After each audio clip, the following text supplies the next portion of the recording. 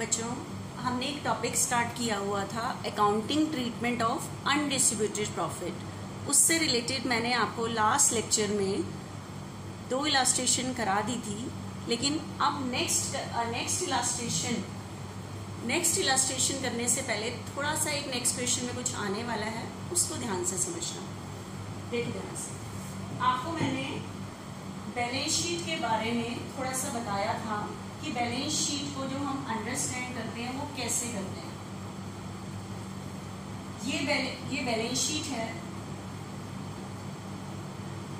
Balance sheet के credit side में जो अनडिस्ट्रीब्यूटेड प्रॉफिट है वो प्रॉफिट एंड लॉस के नाम से भी आ सकता है, प्रॉफिट एंड लॉस एप्रोप्रिएशन के नाम से भी आ सकता है, जनरल रिजर्व के नाम से, रिजर्व फंड के नाम से, एक्यूमुलेटेड प्रॉफिट के नाम से, ऐसा प्रॉफिट जो बिजनेस में इकट्ठा किया है, डिस्ट्रीब्यूट नहीं किया। और किस नाम से आ सकता है? Retain earning. रिटेन अर्निंग के नाम से। अर्निंग मतलब प्रॉफिट, ऐसी अर्निंग जो रखी हुई है, डिस्ट्रीब्यूट नहीं की। ठीक है। उसके बाद बच्चे बैलेंस शीट की डेबिट, ये सारे नाम यहाँ पे पड़े हुए क्या शो करते हैं? Undistributed profit. क्या शो करते हैं? Undistributed profit. बैलेंस शीट की असेट साइड मतलब डेबिट साइड में ये जो प्रॉफिट एंड लॉस ये यहाँ पे नजर आता है, ये प्रॉफिट एंड लॉस का डेबिट बैलेंस है, और प्रॉफिट एंड लॉस का डेबिट बैलेंस लॉस को शो करता है।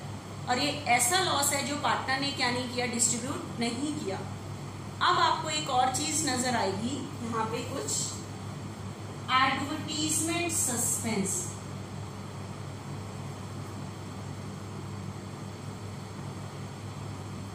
या एडवर्टीजमेंट एक्सपेंस, ये नजर आएगा आपके पास। लेकिन अब आप कहोगे ये कैसे नजर आएगा? बाकियों के बारे में तो आपको पता है, ये अनडिस्ट्रीब्यूटेड प्रॉफिट है, ये अनडिस्ट्रीब्यूटेड लॉस है, रेशो चेंज होने से पहले ये डिस्ट्रीब्यूट हो जाने चाहिए। ठीक है। लेकिन इसका मीनिंग क्या है, ये थोड़ा सा ध्यान से समझो बच्चे। आपको पता है according to American system there are 5 types of accounts: assets account, capital account, liability account, expense account, income account. आपको पता है बैलेंस शीट में इन 3 चीजों का बैलेंस नहीं आता। क्यों नहीं आता इन 2 चीजों का बैलेंस? क्योंकि at the end of year जब प्रॉफिट एंड लॉस अकाउंट बनता है, at the end of year जब प्रॉफिट एंड लॉस अकाउंट बनता है, ये एक्सपेंस साइड है, ये इनकम साइड है। एक्सपेंस साइड और इनकम साइड। ठीक है। क्या होता है, ये जो इनकम है, इनकम का क्रेडिट बैलेंस है, ये डिक्रीज पे डेबिट होती है और ट्रांसफर हो जाती है प्रॉफिट एंड लॉस में। ठीक है। जैसे इनकम का क्रेडिट बैलेंस है, at the end of year जब हम अपना प्रॉफिट निकालने के लिए बनाते हैं प्रॉफिट एंड लॉस अकाउंट, और साथ में बनती है बैलेंस शीट। ये 2 चीजों के बैलेंस, एक्सपेंस और इनकम, ये तो ट्रांसफर होते हैं प्रॉफिट एंड लॉस में। कैसे? इनकम का क्रेडिट बैलेंस है, डिक्रीज पे डेबिट, और ये ट्रांसफर हो जाती है प्रॉफिट एंड लॉस। देखो प्रॉफिट एंड लॉस के क्रेडिट में तो दिखाते हैं, तो प्रॉफिट एंड लॉस के क्रेडिट में बाय इनकम, जो भी इनकम आती है सारी प्रॉफिट एंड लॉस के क्रेडिट में आ जाती है। तो ये जो हम प्रॉफिट एंड लॉस में जब ट्रांसफर करते हैं, तो ये एंट्री इनकम के बैलेंस को खत्म कर देती है। क्रेडिट है, डिक्रीज पे डेबिट, तो इनकम का बैलेंस नहीं बचता। तो इनकम कभी भी बैलेंस शीट में नहीं आती, इसलिए क्योंकि जब हमें बिजनेस का प्रॉफिट निकालना होता है तो हम प्रॉफिट एंड लॉस में ट्रांसफर कर देते हैं। सेम एक्सपेंस, एक्सपेंस यहाँ ट्रांसफर होते हैं। तो एक्सपेंस का कौन सा बैलेंस होता है? डेबिट, डिक्रीज पे क्रेडिट, जो भी एक्सपेंस का नाम है, और ये ट्रांसफर हो जाते हैं प्रॉफिट एंड लॉस अकाउंट में। ठीक है। देखो ये एंट्री जो ट्रांसफर की एंट्री होती है, ये एक्सपेंस के बैलेंस को खत्म कर दिया। एक्सपेंस डेबिट है, डिक्रीज पे क्रेडिट, तो खर्चों का बैलेंस खत्म। इस एंट्री को आप ये भी कह सकते हो कि आपने खर्चे को प्रॉफिट एंड लॉस में ट्रांसफर कर दिया, या आप ये कह सकते हो कि expenses return of out of profit and loss, कि खर्चे के बैलेंस कहां से राइट ऑफ होते हैं? Profit and loss. देखो इस ट्रांसफर की एंट्री में जब मैं ट्रांसफर करती हूँ तो ये एंट्री खर्चे के बैलेंस को खत्म तो कर रही है। तो expenses return of, expenses right of हुए कहां से? प्रॉफिट एंड लॉस से। तो ये राइट ऑफ की एंट्री भी हो सकती है। तो प्रॉफिट एंड लॉस के डेबिट में यहाँ एक्सपेंस आ जाते हैं, तो जब ये ट्रांसफर हो जाते हैं तो इनका बैलेंस खत्म हो जाता है। तो बैलेंस शीट में जो बैलेंस होते हैं वो सिर्फ 3 चीजों के होते हैं, असेट्स, कैपिटल और लायबिलिटी। आपको पता है ये बैलेंस आते हैं, असेट्स, कैपिटल एंड लायबिलिटी। खर्चे और इनकम कभी भी नजर नहीं आते। अब लेकिन आप कहोगे एडवर्टीजमेंट का खर्चा तो मैम मेरे लिए एक्सपेंस है, फिर ये क्यों नजर आ रहा है? क्यों नजर आ रहा है? ध्यान से सुनना बच्चे, ध्यान से सुनना। मान लो मैंने एडवर्टीजमेंट पे पे किया, एडवर्टीजमेंट में खर्च किया, expense always be debited, advertisement account debit to cash, advertisement account debit to cash, ये खर्च किया, advertisement account debit to cash, ये किया। आपको पता है हम पूरे साल खर्चे करते रहते हैं, at the end of year जब मुझे अपने बिजनेस का प्रॉफिट एंड लॉस निकालना हो, प्रॉफिट या लॉस निकालना होता है, तो हम बनाते हैं प्रॉफिट एंड लॉस अकाउंट, तो ये खर्चे ट्रांसफर हो जाते हैं प्रॉफिट एंड लॉस के डेबिट में। तो देखना ट्रांसफर की एंट्री, एडवर्टीजमेंट डेबिट है, खत्म करने के लिए क्रेडिट, इसका बैलेंस खत्म करने के लिए डेबिट, और ये खर्चा कहाँ ट्रांसफर होता है? Profit and loss. तो ध्यान से सुनो, एडवर्टीजमेंट डेबिट हुआ, एडवर्टीजमेंट क्रेडिट हुआ, खर्चे का बैलेंस खत्म। खत्म तो मतलब ये बैलेंस शीट में आएगा ही नहीं, खर्चे तभी नजर नहीं आते क्योंकि ट्रांसफर हो जाते हैं प्रॉफिट एंड लॉस से। तो ये जो ट्रांसफर की एंट्री है, आप इसे राइट ऑफ की एंट्री भी कह सकते हो कि आप अपने खर्चों को राइट ऑफ कर रहे हो। कहां से? प्रॉफिट एंड लॉस से। कि जब आप ट्रांसफर करते हो तो ये एंट्री खर्चे के बैलेंस को खत्म करती है, डेबिट है, डिक्रीज पे क्रेडिट। इसकी वजह से खर्चे बैलेंस शीट में नजर नहीं आ जाते, नहीं आते। क्यों? क्योंकि खर्चे राइट ऑफ हो जाते हैं प्रॉफिट एंड लॉस से। अब मुझे बताओ, बाई चांस किसी भी वजह से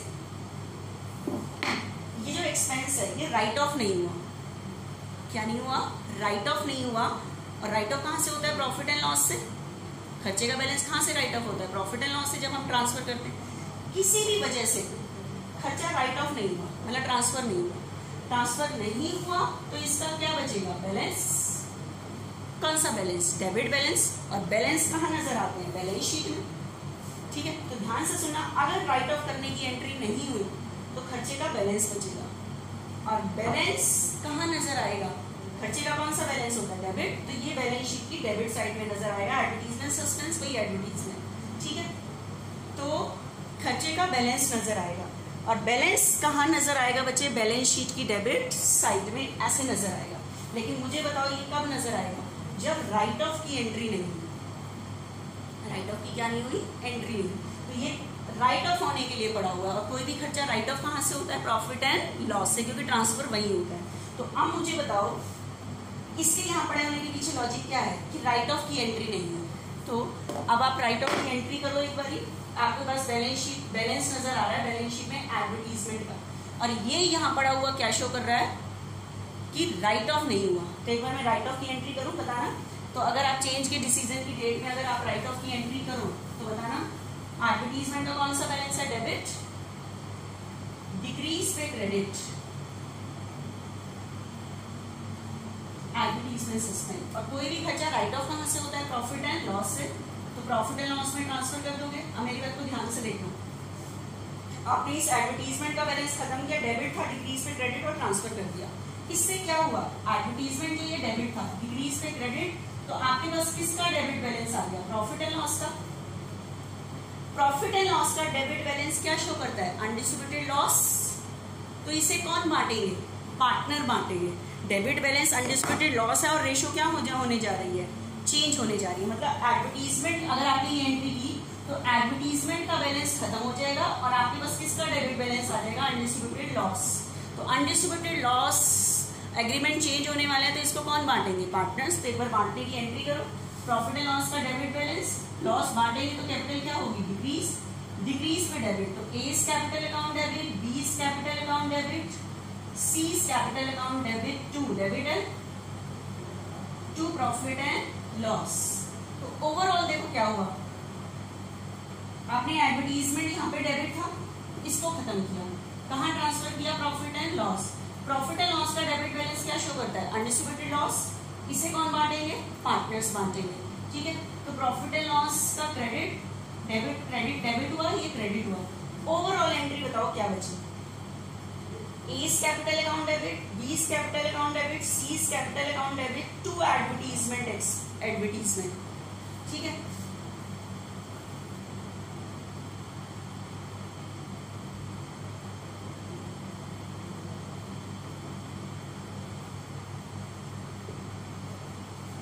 तो ओवरऑल बताओ बच्चे, प्रॉफिट एंड लॉस, इस दो एंट्री से आपको क्या पता लगा? प्रॉफिट एंड लॉस डेबिट हुआ, प्रॉफिट एंड लॉस क्रेडिट हुआ। ओवरऑल एंट्री क्या बची? A is capital, B is capital, C is capital to advertisement suspense।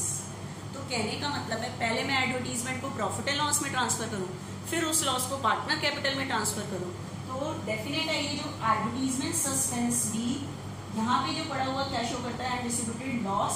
तो डायरेक्ट दो एंट्री नहीं करोगे कि पहले प्रॉफिट एंड लॉस में ट्रांसफर करोगे, फिर प्रॉफिट एंड लॉस का लॉस पार्टनर्स कैपिटल में ट्रांसफर होगा, तो डायरेक्ट ये एक ही एंट्री बनेगी कि एडवर्टीजमेंट सस्पेंस भी अगर आपको यहाँ पे नजर आता है तो इसका ट्रीटमेंट बिल्कुल किसकी तरह करना है? Undistributed loss. दो एंट्री में नहीं करना, डायरेक्ट एडवर्टीजमेंट सस्पेंस ये पड़ा हुआ अनडिस्ट्रीब्यूटेड लॉस की तरह ही ट्रीट करना है। ये नहीं कि पहले आप प्रॉफिट एंड लॉस में ट्रांसफर करोगे, अनडिस्ट्रीब्यूटेड लॉस होगा, फिर उसे पार्टनर बांटेंगे। तो डायरेक्ट ही इस लॉस को खर्चे को कौन सफर कर लेंगे? पार्टनर सफर कर लेंगे। तो एंट्री बनेगी A is capital, B is capital, C is to advertisement suspense।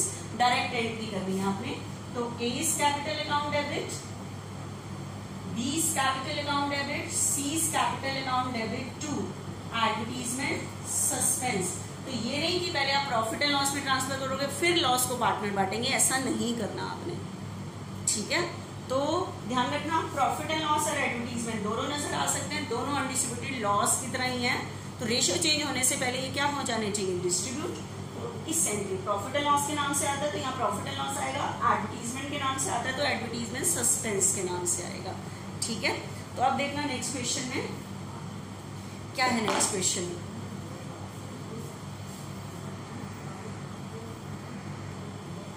देखना बच्चे, नेक्स्ट इलस्ट्रेशन स्टार्ट करते हैं, क्या चीज उसमें आ रही है।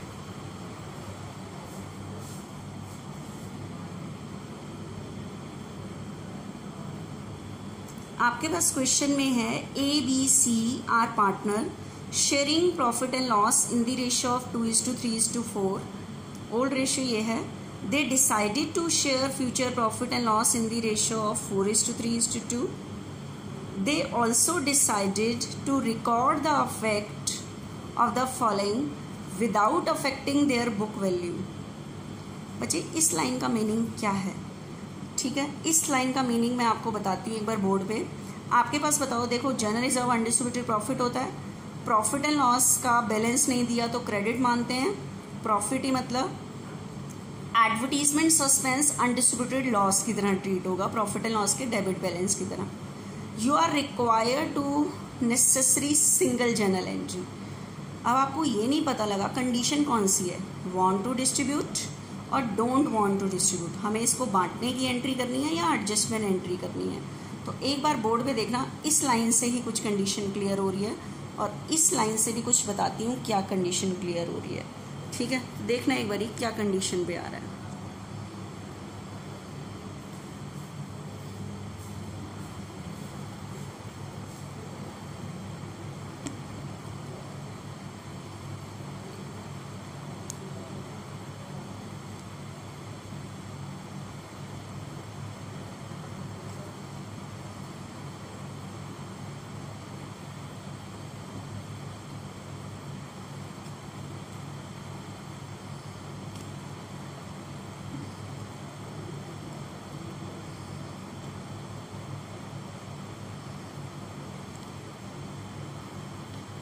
देखना आपके पास बच्चे तीन कंडीशन है आपके पास। क्या?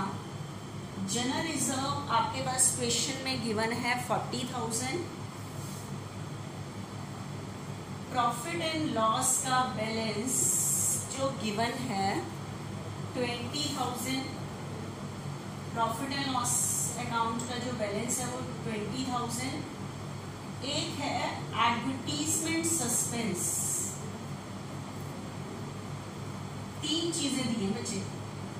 एडवर्टीजमेंट सस्पेंस का बैलेंस है 15,000, ये दिया हुआ है। General reserve, profit and loss का बैलेंस, एडवर्टीजमेंट सस्पेंस, तीन चीजें हैं। लेकिन आपके पास कंडीशन क्लियर नहीं है, वांट टू डिस्ट्रीब्यूट या डोंट वांट। कि मैंने कहा था अनडिस्ट्रीब्यूटेड प्रॉफिट या लॉस दी हो तो कंडीशन है इसकी वांट टू डिस्ट्रीब्यूट या don't want to. Condition clear नहीं है तो एक बार मेरी बात को ध्यान से समझना बच्चे।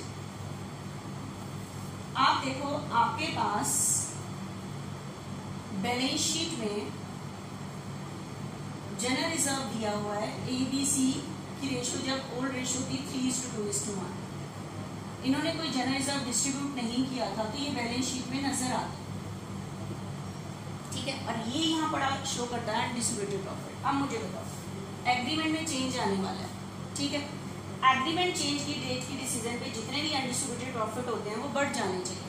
तो बताओ जनरल रिजर्व का कौन सा बैलेंस है, ये क्रेडिट, डिक्रीज पे डेबिट, तो ये ओल्ड रेशो में बढ़ जाएगा to A's capital, to B's capital, to C's capital. अब मुझे बताओ कि general reserve account debit to A's capital, B's capital, C's capital, ठीक है। जनरल रिजर्व का कौन सा बैलेंस है, क्रेडिट, डिक्रीज पे डेबिट, और ये पार्टनर्स में बढ़ गया to A's capital, to B's capital, C's old ratio. एक बार मुझे बताना बुक्स का मतलब जो यहाँ बुक वैल्यू मतलब बैलेंस शीट में जो ये वैल्यू दी हुई है ये बुक वैल्यू, इनकी बात कर रहा है। जनरल रिजर्व का कौन सा बैलेंस था, क्रेडिट, डिक्रीज पे डेबिट, मतलब इसका बैलेंस खत्म क्योंकि ये बढ़ गया। एग्रीमेंट चेंज की डिसीजन की डेट पे जब मैं नई बैलेंस शीट बनाऊंगी, ये न्यू बैलेंस शीट जब बनेगी एग्रीमेंट चेंज की डिसीजन की डेट पे, बताओ न्यू बैलेंस शीट जब बनेगी मैंने ये जनरल रिजर्व यहाँ पे आएगा या नहीं आएगा, नहीं आएगा क्योंकि बढ़ गया। जनरल रिजर्व का क्रेडिट बैलेंस था, डिक्रीज पे डेबिट, बढ़ गया मतलब खत्म। अब यहाँ नहीं आएगा तो ये जो बैलेंस शीट वाली वैल्यू जो होती है बुक वैल्यू है, तो बैलेंस शीट पे की बुक वैल्यू पे क्या पड़ गया, अफेक्ट, कि यहाँ था यहाँ नहीं था, वैल्यू पे क्या पड़ गया, अफेक्ट। कब, जब डिस्ट्रीब्यूट हो गया। लेकिन मुझे बताओ बाई चांस जनरल रिजर्व की कंडीशन आ रही है डोंट वांट टू डिस्ट्रीब्यूट, कौन सी आ रही है, डोंट वांट टू डिस्ट्रीब्यूट आ रही है, तो आपके पास क्वेश्चन में न्यू रेशियो है 1:1:1, तो हम निकालते हैं सेक्रीफाइस और गेन 3/6 1/3। तो इसका 1/6 का सेक्रीफाइस आ रहा है, बी का 2/6 1/3, नो सेक्रीफाइस नो गेन 1/6 1/3, 1/6 का गेन आ रहा है, ठीक है। अब मुझे बताओ यहाँ पे कौन सेक्रीफाइस कर रहा है, ए। तो कंडीशन आ रही है डोंट वांट टू डिस्ट्रीब्यूट, ये इसे बांटना नहीं चाहते, नहीं बांटेंगे तो आपको कौन सी एंट्री करनी होती है, एडजस्टमेंट एंट्री। तो एडजस्टमेंट एंट्री में देखना जो सेक्रीफाइस करता है, तो कौन सेक्रीफाइस कर रहा है, ए। तो ए को तो जनरल रिजर्व दे दोगे, कितना जनरल रिजर्व है 60, 1/6 का दे दोगे। इसे देगा कौन, जिसे गेन हो रहा है सी को, सी के अकाउंट से काट दोगे। लेकिन अब मुझे बताओ इस एंट्री में क्या मैंने जनरल रिजर्व वर्ड यूज भी किया, मैंने बांटा भी सही, सिर्फ एक एडजस्टमेंट की क्योंकि वो इसे बांटना नहीं चाहते। तो डोंट वांट टू डिस्ट्रीब्यूट के केस में एडजस्टमेंट एंट्री होती है। तो आप बताओ जनरल रिजर्व का कौन सा बैलेंस था, क्रेडिट, बांटा तो है ही नहीं मैंने, बैलेंस तो खत्म हुआ ही नहीं, बैलेंस नहीं खत्म हुआ तो as it is balance sheet में आएगा, ये न्यू बैलेंस शीट में आएगा क्योंकि बटा तो है ही नहीं। तो आगे एग्रीमेंट में जब न्यू बैलेंस शीट बनेगी तो उसमें एज इट इज आएगा। तो बताओ बुक वैल्यू पे क्या नहीं पड़ा, अफेक्ट नहीं पड़ा, कब, जब डोंट वांट की कंडीशन आ रही है। तो आपके इस क्वेश्चन में लिखा था दे ऑल्सो डिसाइडेड, बुक आगे खोल के बैठना, वो लाइन जो मैंने पढ़ी थी, they also decided to record the affect of following, कि वो डिसाइड करते हैं इनका जो अफेक्ट है वो कैसे दिखाना है, without affecting their book value, कि इनकी बुक वैल्यू पे इफेक्ट नहीं पड़ना चाहिए, मतलब जैसा पहले बैलेंस शीट में था as it is balance sheet में आना चाहिए। और वो ऐसा तभी होता है जब वो इसे बांटना नहीं चाहते, क्योंकि नहीं बांटेंगे तभी एज इट इज आगे बुक वैल्यू पे क्या नहीं पड़ेगा, इफेक्ट नहीं पड़ेगा। तो उसके लिखने का मतलब ये है कि ये जो जितने भी अनडिस्ट्रीब्यूटेड प्रॉफिट या लॉस दिए हुए हैं they don't want to distribute, तो आपको इस टाइम इन तीनों के बांटने की एंट्री ना करके एडजस्टमेंट एंट्री करनी है, ठीक है। तो इस केस में आपको करनी है इनकी एडजस्टमेंट एंट्री, ठीक है, without affecting their book value. तो इस लाइन में जब आप लिख रहे हो ना इलास्ट्रेशन में, क्या है, they don't want to distribute, without affecting का मतलब डोंट वांट टू डिस्ट्रीब्यूट, क्योंकि नहीं बांटेंगे तो आपके पास वो एज इट इज पड़ा रहेगा, बैलेंस शीट में एज इट इज आगे जाएगा। तो without affecting their book value मतलब डोंट वांट टू डिस्ट्रीब्यूट। ठीक है, तो आप बताओ, तो आपको इन तीनों की कौन सी एंट्री करनी है, एडजस्टमेंट एंट्री। एडजस्टमेंट एंट्री के लिए निकालने होते हैं सेक्रीफाइस और गेन। तो निकालो सेक्रीफाइस और गेन। ओल्ड रेशियो है 2:3:4, आपके पास है ABC 2:3:4। ठीक है, उसके बाद बचे न्यू रेशियो है 4:3:2।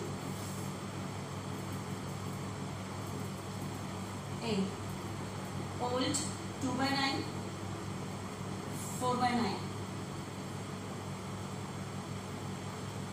पहले इसको 2 मिलते थे और अब 4, तो इसका पहले से याद है, तो इसका 2/9 का गेन है। G मतलब गेन। B इसका ओल्ड था 3/9, न्यू में भी 3/9, तो नो सेक्रीफाइस और नो गेन। पहले भी 3 मिलते थे, अब भी नो सेक्रीफाइस और नो गेन। उसके बाद बचे C का ओल्ड था 4/9, अब है 2/9। पहले 4 मिलते थे और अब 2, क्योंकि ये ओल्ड है, ये न्यू है, तो 2/9 का इसका सेक्रीफाइस है। आपको पता है एडजस्टमेंट एंट्री करते टाइम बताओ कौन सेक्रीफाइस कर रहा है, इसको तो कोई फर्क नहीं पड़ता, सेक्रीफाइस कर रहा है C, तो C को तो अमाउंट मिलेगी और इसे देगा कौन, गेन वाला। गेन किसको हो रहा है, A को। A के अकाउंट से काट लोगे, अकाउंट से काटेंगे तो कैपिटल क्या होगी, डिक्रीज, डिक्रीज पे डेबिट। लेकिन हमें एक चीज बताओ, एडजस्टमेंट एंट्री के लिए कैसे निकालते हैं, कौन सेक्रीफाइस कर रहा है, C। तो बताओ, मैंने पहले 40 का 2/9 निकाल के C को दूं, फिर इसका 2/9 निकाल के C को दूं, फिर इसका 2/9 करके करूं। ठीक है, तो आपको पता है मुझे टोटली तो एडजस्टमेंट एंट्री करनी है तीनों की, तो अगर तीनों की कंडीशन एडजस्टमेंट एंट्री आ रही है तो आप तीनों को इकट्ठे ऐड करके एक ही एडजस्टमेंट एंट्री कर लो। ठीक है, तो कैसे करोगे आप, जनरल रिजर्व 40 है, इसकी भी एडजस्टमेंट एंट्री करनी है। प्रॉफिट एंड लॉस का बच्चे बैलेंस नहीं दिया तो क्रेडिट मानते हैं 20, लेकिन बच्चे ये एडवर्टीजमेंट सस्पेंस अनडिस्ट्रीब्यूटेड प्रॉफिट नहीं, अनडिस्ट्रीब्यूटेड लॉस, तो प्रॉफिट को लॉस में से माइनस कर दो, एडवर्टीजमेंट सस्पेंस को माइनस कर दो, कितना 15, तो आपकी जो एडजस्टमेंट एंट्री टोटल होगी वो कितने से होगी, 45 से होगी। कितने से होगी, 45। तीनों को अलग अलग एंट्री करने की जरूरत नहीं है, एडजस्टमेंट एंट्री के केस में तीनों को ऐड कर देते हैं, उसके बाद एडजस्टमेंट एंट्री करते हैं। तो एडजस्टमेंट एंट्री होगी बच्चे 45 से। तो बताओ कैसे करोगे, 45 का 2/9 दैट मीन्स 10, तो 10 को तो C को दे दोगे और इसे देगा कौन, A। तो A की एडजस्टमेंट एंट्री में काम चल गया बच्चे। तो एडजस्टमेंट एंट्री के केस में एक एंट्री से काम चल जाता है, और इस केस में उसने बोला था सिंगल एंट्री करो। तो देखो अगर मैं बांटने की एंट्री करती, ये प्रॉफिट बांटते तो एक प्रॉफिट की एंट्री होती है, एक लॉस के बांटने की 2 होती। इस केस में उसने कहा था सिंगल एंट्री। तो सिंगल एंट्री तभी होती है जब हमें एडजस्टमेंट करनी होती है, एडजस्टमेंट एंट्री। तो इस क्वेश्चन में आपको सारों को ऐड करके एक एडजस्टमेंट एंट्री आपने पास कर दी। ठीक है, तो नरेशन ये एडजस्टमेंट एंट्री 3 चीजों की है, general reserve, profit and loss और एडवर्टीजमेंट सस्पेंस। तो नरेशन लिखना adjustment entry for general reserve, profit and loss and advertisement suspense. अब देखना लास्ट क्वेश्चन एक और है 32, फिर हमारा ये टॉपिक फिनिश है बच्चे। ठीक है, देखना बच्चे नेक्स्ट क्या है लास्ट इलस्ट्रेशन में। A, B, C, D are partner in a firm sharing profit and loss in the ratio of 2:2:1:1. Old ratio given है. They decided to share profit in future in the ratio of 4:3:2:1. आपके पास old ratio ये है और ये decide कर रहे हैं इस रेशियो में बांटेंगे फ्यूचर में। For this purpose goodwill of firm was valued 180। तो आपके पास क्वेश्चन में इस पर्पस के लिए गुडविल का वैल्यूएशन हुआ है आपको मैंने गुडविल की एडजस्टमेंट एंट्री करनी बताई थी। गुडविल की कोई कंडीशन नहीं है, सीधा एडजस्टमेंट एंट्री ही होती है सेक्रीफाइस गेन निकाल के। They also a reserve 16 books of firm. Firm की बुक्स मतलब बैलेंस शीट में रिजर्व है 60। बैलेंस शीट में 60 रिजर्व क्या शो कर रहा है? Undistributed profit. तो रेशो चेंज होने से पहले ये डिस्ट्रीब्यूट होना चाहिए, लेकिन कंडीशन पढ़ते हैं। Find out sacrificing and gaining ratio, वो तो निकाल लेंगे ही हम सेक्रीफाइस और गेन। पास नेसेसरी जर्नल एंट्री, अगर कंडीशन ना देता रिजर्व की तो वांट टू डिस्ट्रीब्यूट मानते, लेकिन कह रहा है assuming that partner don't want to distribute the reserve, वो इसे बांटना नहीं चाहते, तो आपको इस रिजर्व के बांटने की एंट्री नहीं करनी, एडजस्टमेंट एंट्री करनी है सेक्रीफाइस और गेन की। और गुडविल की भी एडजस्टमेंट एंट्री ही होती है, ठीक है। तो दो चीज़ें जो गिवन है इन दोनों की ही एडजस्टमेंट एंट्री होगी। तो देखना ध्यान से 32।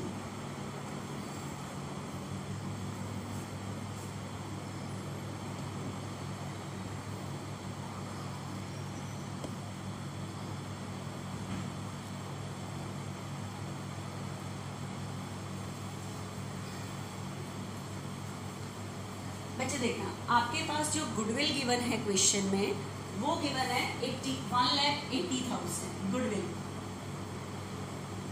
गुडविल गिवन है 1,80,000।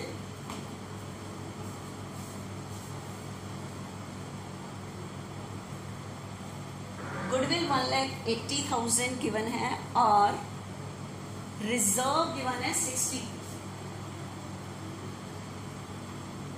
रिजर्व 60,000 गिवन है। गुडविल 1,80,000, रिजर्व 60 गिवन है। गुडविल की तो बच्चे हमेशा ही मैंने कोई कंडीशन नहीं बताई, एडजस्टमेंट एंट्री सेक्रीफाइस और गेन वाली होती है। जब भी गुडविल गिवन हो एडजस्टमेंट एंट्री करने को बोले तो एडजस्टमेंट एंट्री, लेकिन इसी एंट्री करने से पहले देखना होता है वांट टू डिस्ट्रीब्यूट या डोंट वांट। लेकिन क्वेश्चन में क्लियर लिखा है डोंट वांट, तो बांटना नहीं चाहते, तो इसकी भी एडजस्टमेंट एंट्री होगी।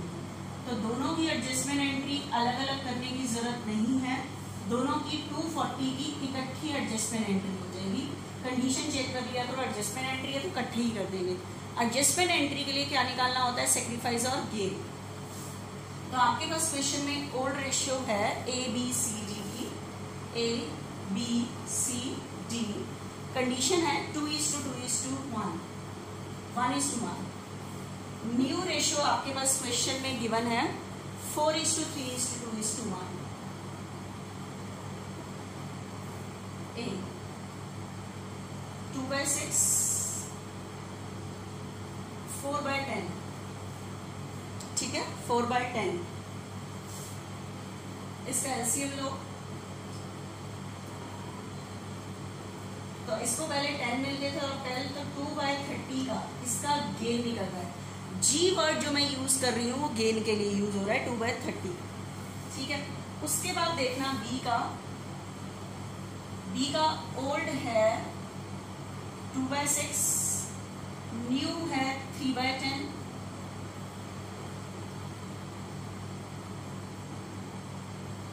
इसको पहले 10 मिलते थे और अब 9, तो इसका 1/30 का आ रहा है बच्चे सेक्रीफाइस। सी पहले थे 1/6, 2/10, पहले से ज्यादा मिल रहे हैं, दैट मीन्स 1/30 का गेन। डी 1/6, 1/10,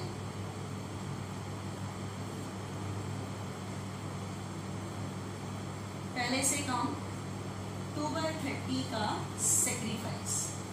देखना बच्चे 2/30 का सेक्रीफाइस, 2/30 का इसको गेन है, इसका 1/30 का सेक्रीफाइस है, इसे 1/30 का गेन, क्योंकि एक सेक्रीफाइस करता है दूसरे का उतना बढ़ रहा होता है, ठीक है।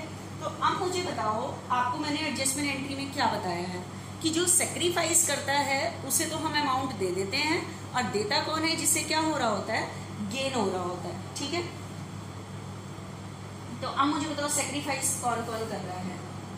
बी और डी, ठीक है। तो बी और डी को तो हम गुडविल और जनरल रिजर्व की अमाउंट देंगे। आप एक चीज बताओ, आपको सोच रहे होंगे कि मैंने यहाँ ऐड क्यों किया, कौन कौन सेक्रीफाइस कर रहा है? बी और डी।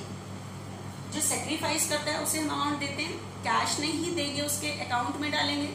अकाउंट में डालेंगे तो कैपिटल क्या होगी, इंक्रीज बाय क्रेडिट। ठीक है, तो बी और डी को तो अमाउंट मिलेगी, लेकिन इन्हें देगा कौन, गेनिंग पार्टनर। गेनिंग पार्टनर कौन है, ए और सी। ए और सी देंगे। A is capital, C is capital. ठीक है, ये पूरी एंट्री बन रही है, ये वाली एडजस्टमेंट एंट्री। लेकिन ये जो एंट्री है ये गुडविल की भी सेम होती है, जनरल रिजर्व की। अब मैं कैसे करूं, अब मुझे सेक्रीफाइसिंग वाले का एक बार देखो, बी है, बी का सेक्रीफाइस कितना है 1/30। तो मैं कैसे निकालूं, बी को पहले 1/80 का 1/30 दूं, फिर 60 का 1/30 दूं। इससे अच्छा डायरेक्ट 240 का 1/30 ना निकाल लूं। करनी तो एडजस्टमेंट एंट्री है ना, कि बी जितना सेक्रीफाइस कर रहा है, बी सेक्रीफाइस कर रहा है 1/30, तो पहले मैं 1/80 का 1/30 निकाल के दूं, फिर 60 का 1/30 निकाल के दूं, तो डायरेक्ट 2/40 का दे दूं। तो एडजस्टमेंट एंट्री में हम नाम तो यूज नहीं करते, सिर्फ कैपिटल अकाउंट में ही तो ट्रांसफर करते हैं। तो एडजस्टमेंट एंट्री के केस में टोटल करके ही एंट्री कर दिया करो। तो 240 का 1/30, बताओ कितना सेक्रीफाइस कर रहा है 1/30। ठीक है, तो 1/30 के लिए इसको मिल जाएगा, तो बी को मिलेगा बच्चे 8000। आप बताओ डी कितना सेक्रीफाइस कर रहा है, डी कर रहा है 2/30, 240 का 2/30, देखो ये कितना सेक्रीफाइस कर रहा है। ठीक है, 16, तो इसे 16 मिल जाएगा। लेकिन इनको देंगे कौन, जिनको गेन हो रहा है। अब चेक करो ए का गेन कितना है, ए का गेन है बच्चे 2/30, तो ये 2/30 के लिए देगा। ए में आएगा बच्चे 16, क्योंकि इसको गेन कितना हो रहा है 16, और सी का गेन कितना है 1/30, तो 1/30 के अकॉर्डिंग निकाल लेना। 240 का 1/30 8000। ठीक है, तो आपको गुडविल और रिजर्व की अलग अलग एंट्री करने की जरूरत नहीं है कि आप पहले 180 का निकालो, इसको दो, फिर 60 का दो, डायरेक्ट 240 का दे दो, क्योंकि एंट्री तो एडजस्टमेंट एंट्री होनी है ना, और एडजस्टमेंट एंट्री कैपिटल अकाउंट से होती है। तो ये जो मैंने एडजस्टमेंट एंट्री की, गुडविल और रिजर्व दोनों की कंबाइन की, तो कभी भी कहता है ना क्वेश्चन में 2-3-4 चीजें दी और कहे सिंगल एंट्री करो, तो सिंगल एंट्री तो किस केस में ही हो सकती है, जब डोंट वांट वाली एडजस्टमेंट एंट्री वाली कंडीशन होती है। तो कभी भी क्वेश्चन में कहे single entry, that means adjustment entry कर रही है। ठीक है, तो नरेशन आ गई आपकी adjustment entry for goodwill and general reserve, adjustment entry for goodwill and general reserve. ठीक है, तो बच्चे ये जो मैंने टॉपिक स्टार्ट किया था आपके पास अनडिस्ट्रीब्यूटेड प्रॉफिट का, ये बिल्कुल फिनिश हो गया। अब आपके पास सिर्फ 2 लेक्चर और आएंगे मेरे लास्ट टॉपिक के। Now chapter is finish. Monday से हम न्यू चैप्टर स्टार्ट करेंगे। तो आज संडे तक आपने, आज थर्सडे है, 3-4 दिन में ये पूरा चैप्टर कंप्लीट कर लो। मंडे से न्यू चैप्टर स्टार्ट करेंगे। ठीक है, बीच में जो सम का गैप आएगा वो हम नेक्स्ट लेक्चर, अभी कुछ टॉपिक पे डिपेंड है इसलिए मैंने उसको उठाया नहीं है, क्योंकि बीच बीच में हम थोड़ा सा अटक जाते वहाँ पे। पहले तो कुछ बेस क्लियर करने हैं। तो बच्चे सारे ऑनेस्टी से पढ़ो, ठीक है, क्योंकि सोर्स इस टाइम ऑनलाइन है और कोई सोर्स नहीं है। आपकी ऑनेस्टी ही आपका साथ दे सकती है। मैं सामने नहीं हूँ कि आपको स्ट्रिक्टनेस के बेस पे पढ़ा लूँगी, आपको अपनी ऑनेस्टी दिखानी पड़ेगी, क्योंकि आपको देखो अभी भी ऑनलाइन में एक इलास्ट्रेशन कराई जा रही है। उसके बाद अगर आप नहीं करते तो बहुत बड़ी दिक्कत है आपके लिए। ठीक है बच्चा, तो आपने बहुत अच्छे से ऑनेस्टी से अपने सम करने हैं। ठीक है, थैंक यू।